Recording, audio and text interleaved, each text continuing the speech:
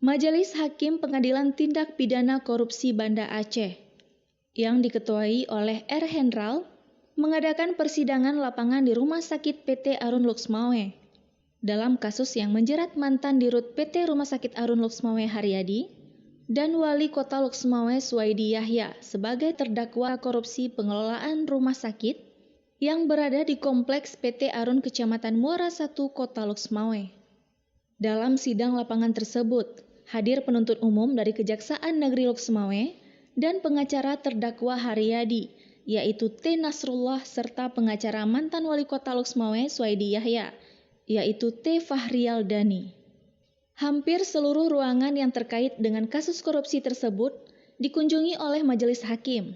Majelis hakim juga melakukan pemeriksaan terhadap Direktur Rumah Sakit Arun saat ini dan seorang saksi dari bagian keuangan juga diperiksa dan diambil sumpahnya untuk melengkapi agar terbuka kasus ini secara transparan. Setelah dinyatakan cukup, majelis hakim menskor sidang dan akan melanjutkan sidang lapangan ke lokasi rumah Suwaidi Yahya yang saat ini dijadikan sebagai tahanan rumah karena kondisinya sedang sakit dan memerlukan perawatan lanjutan setelah sebelumnya sempat dirawat di Rumah Sakit Zainal Abidin Banda Aceh. Dari hasil persidangan lapangan, kuasa hukum terdakwa Haryadi, yakni T. Nasrullah, membeberkan beberapa fakta yang terungkap. Berikut ini pernyataannya. Alhamdulillah pemeriksaan lapangan majelis hakim ingin mengetahui apakah pertama ada perubahan keadaan antara Rumah Sakit Arun Luxmawe ini antara sebelum 2016 sebelum dikelola oleh Pak Haryadi dengan dibandingkan dengan setelah dikelola oleh Pak Haryadi. Ternyata fakta yang diperoleh lapangan terjadi perubahan yang luar biasa. Pertama dari ranjang, yang dulu ranjang besi hanya ada 70-an, 80 ranjang. Sekarang dengan ranjang modern sudah ada 212 ranjang modern yang baru itu, yang bisa naik turun otomatis. Yang kedua, peralatan laboratorium. Itu terjadi perubahan yang dulu Rumah Sakit Arun Luxmawe punya yang sudah tidak bisa dipakai, dibeli pada zaman ke manajemen Pak Haryadi. Karyawan zaman Pak Haryadi ketika asrama itu kan sudah kosong, tidak melompong ya. Begitu zaman Pak Haryadi dirubah menjadi sal-sal. Jadi dulunya hanya 80 ranjang, sekarang 212 dirubah.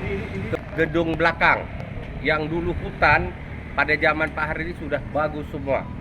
Kemudian ada pembangunan ke koridor baru. Koridor baru ini dulu tidak ada. Hutan jalannya ke belakang. Sudah dibangun, coba Anda lihat di belakang ini ada koridor baru. Zaman Pak Haryadi semua. Dari mana uang? 1 rupiah pun tidak ada dari PDPL atau PTPL.